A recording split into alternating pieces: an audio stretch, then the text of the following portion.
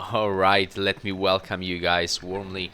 Today I have this special bike which I wanted to ride for quite a long time now. This is Harley-Davidson Livewire, the fully electric motorcycle which I'm gonna test today.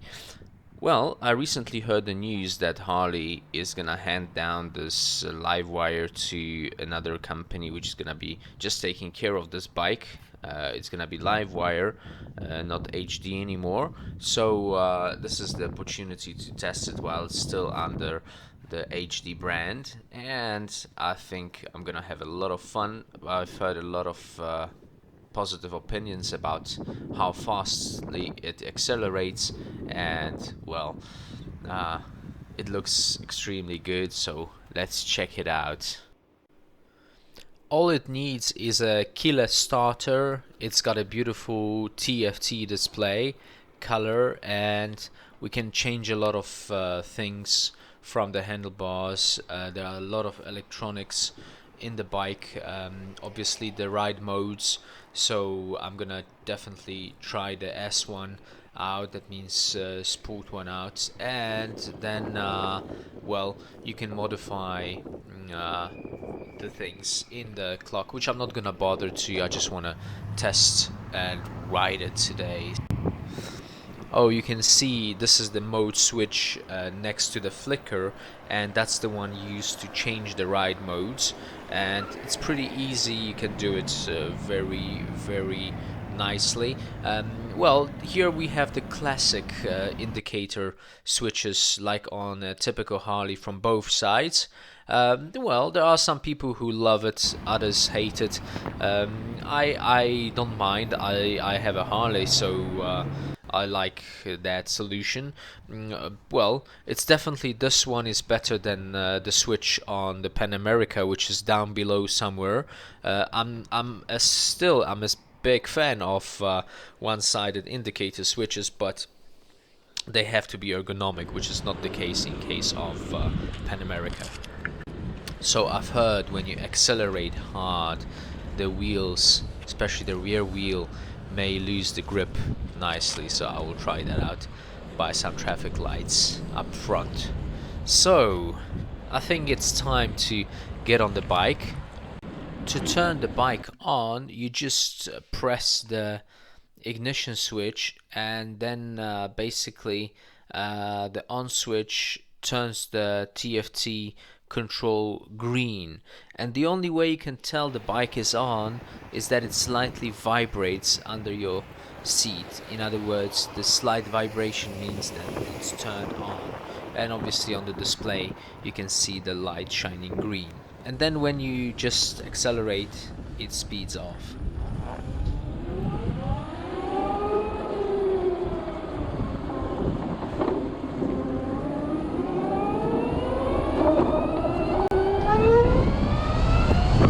Wow, this is cool. This is extreme. I love it when you accelerate.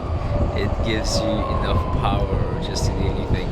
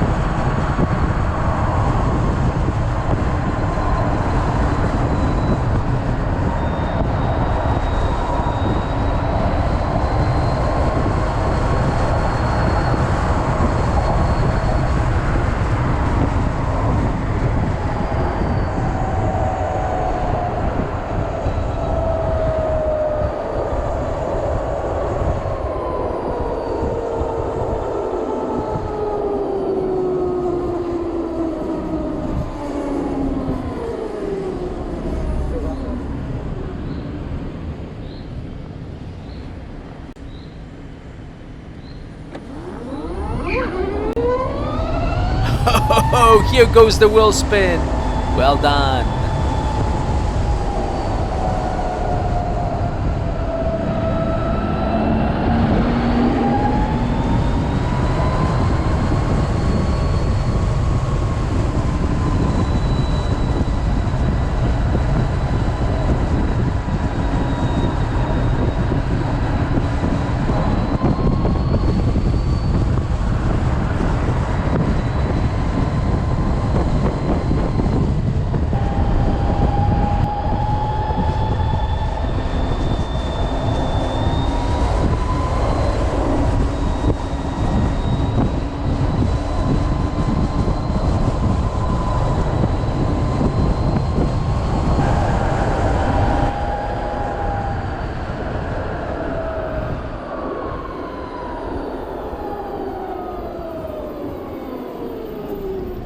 Alright, the range I have on this bike is about 150-160 kilometers. So what I notice is that when you use especially the eco mode, the green leaf mode, your battery, when you just let go of the acceleration, basically the battery recharges by free roll. So this is quite cool.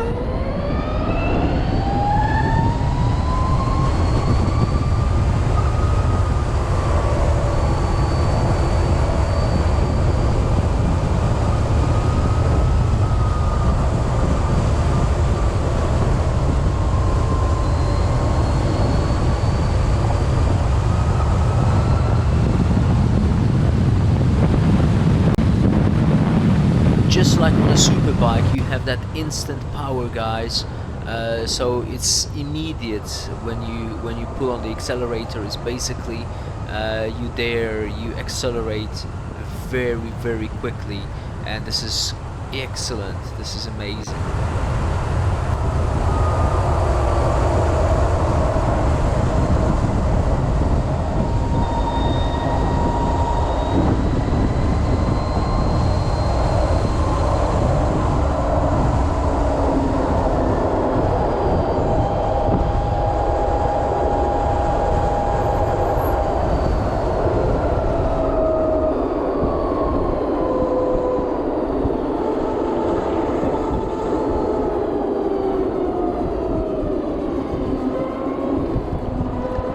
Another thing I like about this bike is the sound it generates. It reminds me of the Imperial Starfleet, so if you love Star Wars, I think you're gonna be satisfied.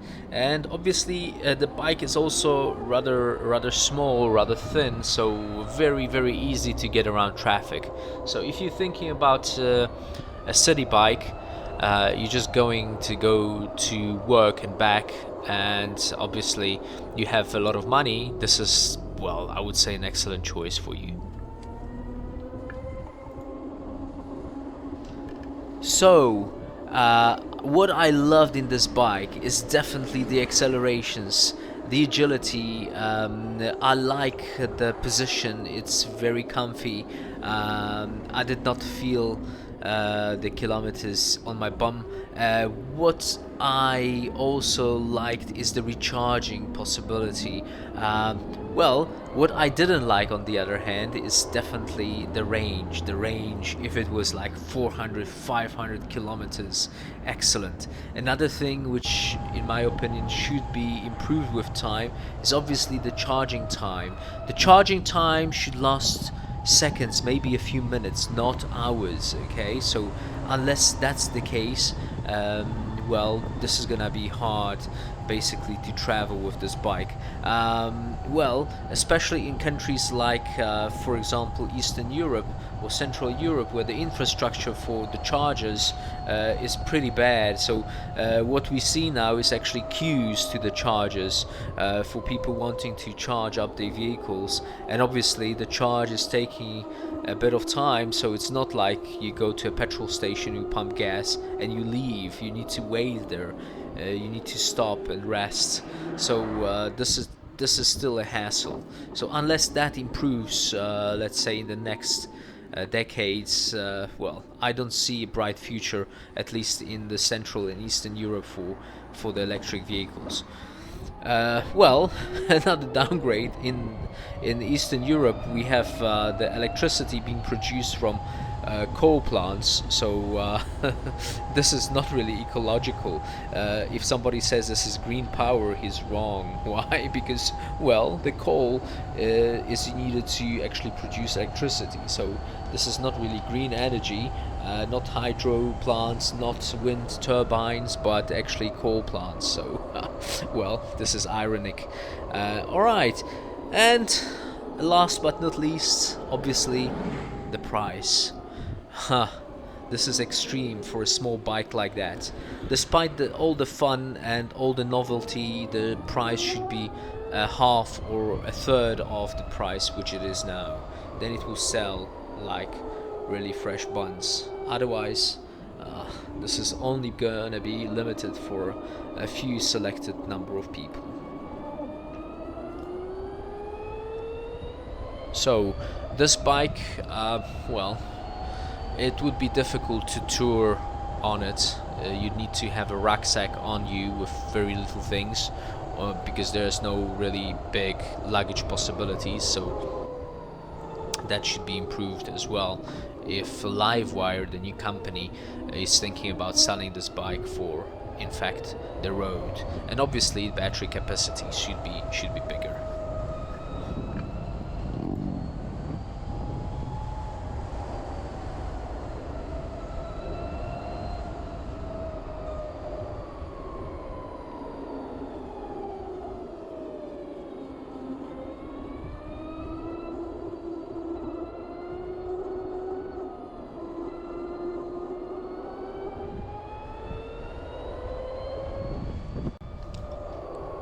The thing I keep on forgetting is that the bike has no clutch, so I tend to ride a scooter as well, so even though I don't have a clutch, I have a brake on the left handlebar. In this case, your hand is free, there is no handle there, so that needs getting used to.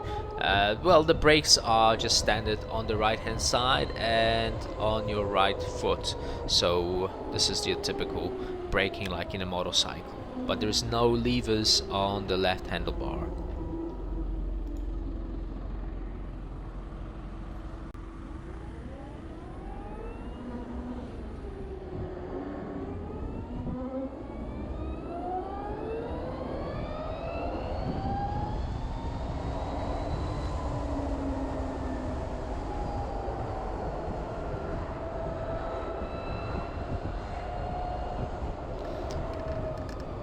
Well, I wonder how this very, very, very soft sound will influence the, let's say, accidents. Usually when it comes to the typical petrol-powered Harleys, they are quite loud, they are noticed, as well as noticed by the drivers, even in the traffic. And, well, definitely by pedestrians and passers-by. And in this case, in case of Livewire, the bike is really soft, so I saw many surprised faces when I was actually passing the pedestrians and so on, so they did not realize that there's something going by, as well as cars. They probably don't realize at all that there's something behind them. So I think one needs to be extra careful when riding such silent machines. There are such studies I read about that, well, some companies are even thinking of introducing some sound making devices for especially traveling around parking lots against pedestrians, so they are warned that something is going by and it's not as silent as the cars nowadays, because, well, it can be really dangerous, people stepping in front of such vehicles especially. So, well, honestly, I'm personally a fan of loud machines, and I think they are much safer, despite many people saying otherwise. But you can just tell by the drivers noticing you, especially in the traffic, versus if you ride a silent bike, basically they don't realize you're next to them. So I think for that, since the fact that they can see you, they can, well, actually move their cars out of the way. It's much better having a louder bike.